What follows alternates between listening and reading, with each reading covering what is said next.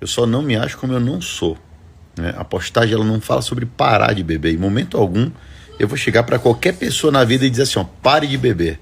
Eu não tenho esse direito, porque isso tem que ser algo individual, a pessoa tem que sentir isso. Quando eu faço aquele testemunho sobre a questão da bebida, é porque a bebida, principalmente a destilada, na minha vida, ela sempre foi uma porta de escape. E ela cada vez mais aumentava o vazio, todas as vezes que eu bebia. Eu não estou falando para você parar de beber, e nem que eu, por não beber bebida destilada, me torno melhor do que alguém ou pior do que alguém. Deixa eu te falar uma coisa, a salvação individual, ela é uma busca constante. Todos os dias, quando você acorda, Deus está falando assim, ó, tô te dando uma nova chance de você se salvar. E tem muita gente que não está na igreja e vai para o céu, com certeza, e tem muita gente que está dentro da igreja e vai para o inferno, e vice-versa. Só que as pessoas estão mais preocupadas na salvação alheia do que na própria. E aí passa o tempo e vão perder a vez. Tem uma frase que é emblemática, que vocês não esquecer mais nunca. Nem sempre o que está dando certo significa estar no caminho certo. Nem toda porta aberta foi Deus quem abriu, nem toda porta fechada foi o diabo que fechou. Tem portas que Deus permite abrir para que você entre num processo de aprendizado e amadurecimento na sua vida. E tem portas que o diabo abre. Por quê? Porque quando ele não te destrói pelo fracasso, ele consegue te destruir pelo sucesso. Então, cuidado. Nem tudo aquilo que está dando certo significa estar no caminho certo. Uai, você não vai fazer nada. Só ora. A religião não vai salvar ele, não. O que salva ele é a aceitação, renúncia, é ter um coração conectado com Deus, é abdicar de coisas que precisam ser abdicado. É um processo. Então nem adianta você julgar ele porque ele não está na religião A, B ou C, ou é católico, ou é evangélico, ou é espírita, ou é umbandista, o que for. A salvação ela é individual. Vocês têm que aprender que quando a gente julga o outro, a gente não está condenando ele que ele não vai ser salvo. A gente está justificando o fato da gente não estar no caminho da salvação. E aí a gente acha que derrubando o outro, a gente vai se sentir melhor. Esse é o problema. Então ora pelo seu marido, para que ele tenha um encontro genuíno com Jesus. Independente de religião, religião é só uma escada que o homem constrói da terra para acessar o céu. Somente. Mas o evangelho verdadeiro é Deus descendo através da cruz do Calvário para acessar a gente aqui na terra. Você sabia que a gente tem muita autoridade para falar sobre qualquer coisa relativa a isso? Simone morou em barraco de lona. Talvez você não tenha morado, pelo que eu vi no Instagram. Né? Simone morou num barraco de lona e pau, feito de pau e lona, no meio do mato, lá no Mato Grosso. Eu, apesar de ter vindo de uma família de classe média, um período da minha vida, eu resolvi sair da casa dos meus pais e trabalhar. Fui frentista, trabalhar abastecendo carro na rua, fui vender estopa no Ceará, rodando dentro de um caminhão, sem ar-condicionado, sem nada, passando de 10 a 15 dias fora de casa. Fui fazer um curso para ser instalador de película automotiva, no centro automotivo que chamava Bonzão Auto Center. Né? Passei quase 15 dias com 20 pessoas dentro de um galpão lá no Eusébio. Né? E passamos muita dificuldade. E aí você quer falar disso para mim? Deixa eu te falar, você tá indo com o caju, eu tô voltando com as castanhas, meu amigo. A guerra ela é individual, cada um tem sua batalha. É lamentável, né? Porque são pessoas religiosas, né? Independente da denominação, que seja um padre, um pastor, um espírita ou qualquer outra denominação religiosa. Essas pessoas elas fazem afastar mais as outras pessoas de Deus. Né? A busca pelo conhecimento, em vez de das pessoas dizerem assim, ó, vai lá, vive imerso na palavra, não. As pessoas afastam. E infelizmente quem paga a conta é Deus. Porque a pessoa começa a criar um repúdio de Deus por conta das pessoas que falam de Deus. Então, as pessoas não estão preparadas para esse papo. De verdade, as pessoas não estão preparadas para essa conversa. É uma busca desnecessária em desincentivar as pessoas a ir ao encontro de Deus. Mas Deus não deixa escapar nenhum, não. Ele vai lá e cata e busca. Quem acha que está salvo? Ei, meu amigo, eu tenho chão para ser salvo ainda. Que Jesus demore a voltar mais um pouco ainda. Por que contraditório? O problema é que vocês acham que tem o direito de apontar sobre a vida de alguém, mas vocês não sabem que Deus falou com ela. Ou que falou comigo, que falou com a nossa família, ou com qualquer outra pessoa. Quem sou eu para poder chegar aqui na rede social e julgar alguém sem eu conhecer? Simone morou em barraco de lona. Vivia na miséria, na extrema pobreza. Vocês acham que foi o diabo mesmo que tirou ela de lá? E outra coisa, o alcance que ela tem Será que não existe uma conversão verdadeira? Quem conhece ela nos bastidores sou eu, a nossa família e Deus. Então, não existe incoerência ou contradição nisso. Sabe por quê? Porque Simone, em cima de um palco, por mais que pelos olhos julgadores de vocês ela pareça estar longe de Deus, ela está mais perto de Deus do que um bocado de gente que está enfiada dentro da igreja e que está com um pezinho já dentro do inferno faz tempo.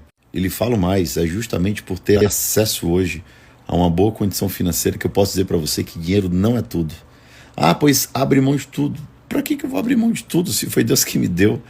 Isso aqui Deus sabe. Sabe por que Deus permite? Porque existe uma oração aqui em casa que tanto eu quanto Simone faz e a gente não abre mão disso. A gente fala tudo que vier para nos envaidecer, para inflamar o nosso ego, a nossa vaidade ou inflamar o nosso orgulho, que Ele tire da gente. Então eu tive coisas que eu tive na mão, milionárias, e eu disse assim: Senhor, se tu não estiver presente, pode tirar isso aqui de mim. E Deus foi e tirou. E sabe quando foi que eu lamentei? Um dia sequer? Nunca. Sabe por quê? Porque se vier para me destruir, que Deus afaste de mim. Agora tudo aquilo que vier para agregar, a gente só tem aquilo que não faz parte do nosso coração. Por incrível que pareça, nada disso gera vaidade na gente. Fama, dinheiro, ou poder, ou patrimônio, nada disso. Meu irmão, a única forma que você tem de fugir disso é se afastando, você e sua esposa. Se afasta disso, cara. De verdade, isso aí não é algo normal, não tem como ser normal, né? Você não casa para dividir sua esposa, ela não casou para dividir o marido. Quando você passa a ter prazer com outra pessoa, se permitindo ter prazer com outra pessoa, ali se arrebentou o princípio, mano. Esse é o problema. E quando eu falo sobre a questão do prazer, qualquer pessoa que tiver acesso a isso, ela pode até sentir prazer, mas o arrependimento acontece exatamente como está acontecendo na sua vida. E aí depois pode ser tarde demais. Você abriu uma brecha gigantesca para a entrada assim, maligna no seu casamento, de destruição do respeito, da reciprocidade. Então assim, eu acho que o primeiro ponto é vocês pedirem perdão a Deus. E o segundo ponto é vocês se afastarem dela e de todo mundo que possa incentivar isso aí na vida de vocês. Vou contar uma coisa importante para vocês. A cada dia que passa, eu consigo enxergar nas pessoas um egoísmo, né, uma individualidade, no quesito de poder apontar sobre a vida das outras pessoas, né? E vale a reflexão. Quem somos nós para a gente poder olhar para o outro e julgar? Por mais que a gente, em alguns momentos, a gente faça isso o tempo todo. Eu sou uma pessoa que vira e mexe, eu me pego tentando julgar alguém. E aí depois eu fico repensando e eu digo assim, eu não posso ficar falando isso das pessoas se eu também estou agindo dessa forma. Então, ter autoconhecimento e conhecer sobre você não é sobre suas habilidades, é sobre suas fraquezas. E é um momento muito importante para a gente poder olhar para dentro de si e reconhecer os nossos erros e as nossas fraquezas e aquilo que tem nos tornado pessoas piores. Vivemos a era da geração da individualidade e do egocentrismo. E quando eu falo sobre a questão do egoísmo, eu posso me incluir nele também. Porque em muitos momentos eu me pego escorregando em algumas coisas que eu não compactuo. E aí eu volto atrás e penso bem e vejo que eu não estou agindo da forma correta. E quando eu falo sobre o egocentrismo é porque a gente quer muito diminuir o próximo para a gente poder subir, né? Quem é grande sabe que é pequeno, por isso cresce. Quem é pequeno acha que é grande, precisa puxar quem está em cima para baixo para tentar se sentir melhor. Só que quando a gente começa a refletir sobre essa questão de pessoas que se sentem humilhadas, né? Não se sinta humilhado e você não será humilhado. Então a pessoa só te humilha se você se sentir. A pessoa só te rebaixa se você se sentir rebaixado.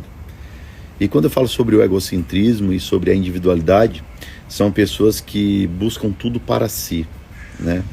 Será que você tem orado pelas pessoas ou só para você? Será que você tem orado para Deus abençoar a vida de A, B ou C?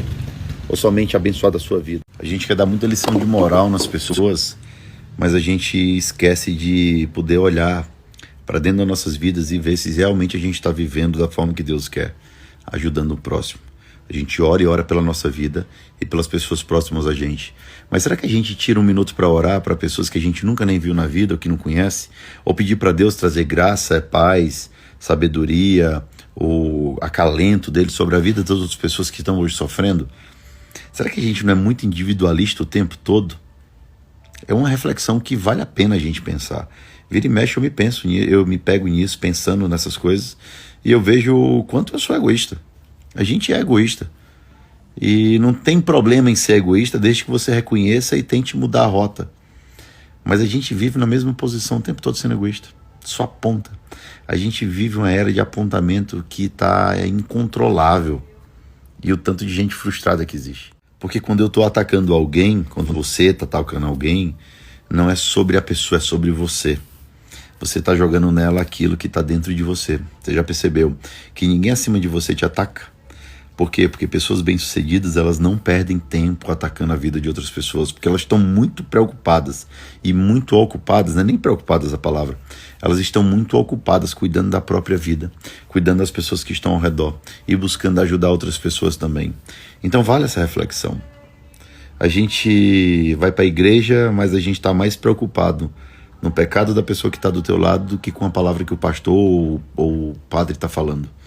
A gente está mais preocupado no erro que teu vizinho está cometendo do que no escorrego que você dá no seu dia a dia.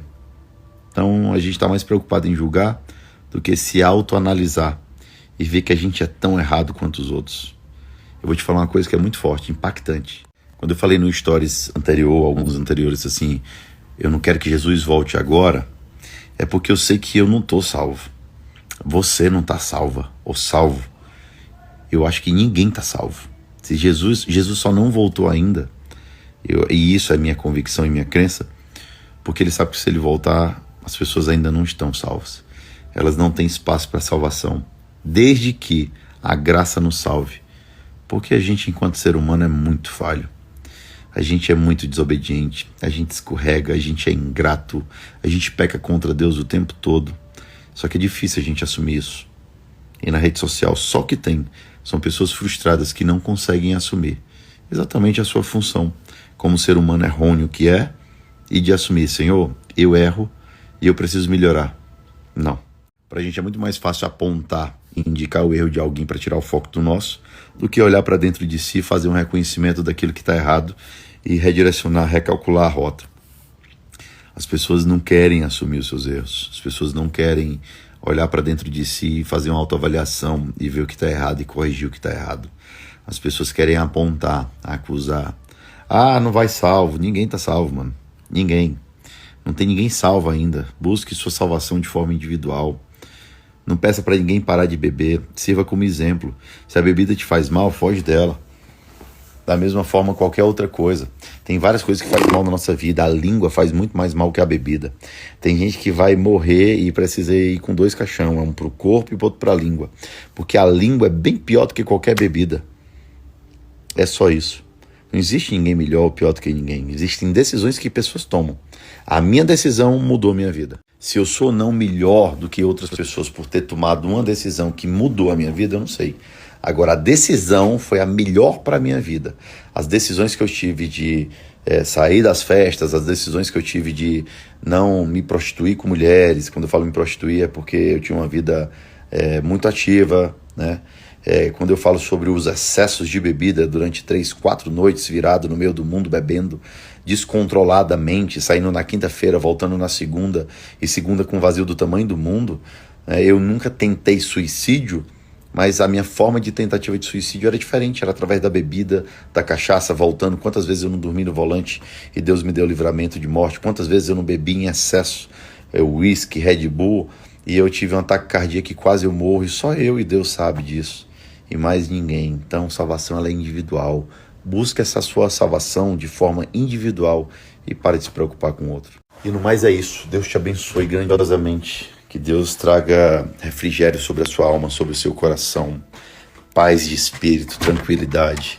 Que o Senhor possa ser presente na sua vida e que Ele possa testificar no seu coração tudo que precisa ser mudado, redirecionado, alternado à rota, recalculado, para que você possa ter uma vida de paz. Se tem algo aqui em casa que é gratificante, é poder deitar a cabeça num travesseiro e dizer assim, ó, eu durmo em paz. Eu fecho meus olhos às 9 horas da noite e quando dá 5h30, 6 horas da manhã eu levanto e sabe o que eu falo? Senhor, obrigado, Porque se eu acordei é porque tu me deu mais uma chance de poder mudar a rota, a direção da minha vida. E assim eu tento aproveitar, mesmo falhando muitas vezes, mas que o Senhor traga direcionamento para que você também possa recalcular a rota. Assim como eu faço todos os dias, você também faça para poder tentar ser um ser humano melhor. Esse é o nosso propósito, ser um ser humano melhor e ajudar as outras pessoas.